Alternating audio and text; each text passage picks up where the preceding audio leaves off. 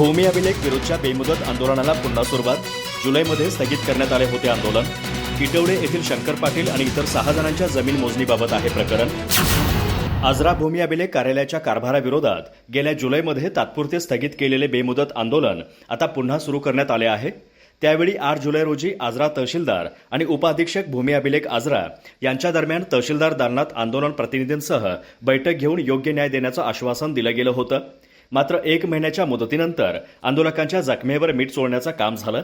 11 मार्च 2023 रोजी भूमी अभिलेख कर्मचाऱ्यांनी केलेली मोजणी रद्द करत असल्याचं पत्र त्यांच्या कार्यालयाकडून दिलं गेल्यानं हे आंदोलन पुन्हा सुरू करीत असल्याचं निवेदन देत आंदोलन पुन्हा सुरू केलं आहे.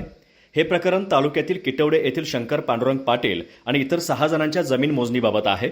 संबंधित शेतकऱ्यांनी जमीन मोजणीचे पैसे भरले, मोजणी झाली, त्याचा नकाशा तयार झाला.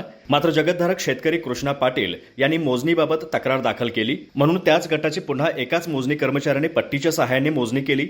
यावेळी टेबलही लावला नाही आणि चुकीची मोजणी निकाल चुकीचा दिला असं तक्रारदाराचं मत आहे. वास्तविकता तक्रारदार कृष्णा पाटील यांच्या गटाची मोजणी करून त्यांनी स्वतः जमिनीची खात्री करणं योग्य होतं. मात्र तसं न करता 22 एकराचा गट पुन्हा मोजणी करण्यासाठी पैसे भरून घेतले. त्याऐवजी कृष्णा पाटील यांच्या 3 एकर जमिनीची मोजणी करणं सोपं होतं. त्यामुळे एकाच कार्यालयातील 2 मोजणीदार एकमेकांच्या मोजणीबाबत 2 मते मांडतात. तर शेतकऱ्यांच्या नुकसानीचा आणि मानसिक त्रासाला कोण जबाबदार असा प्रश्न निर्माण झाला आहे.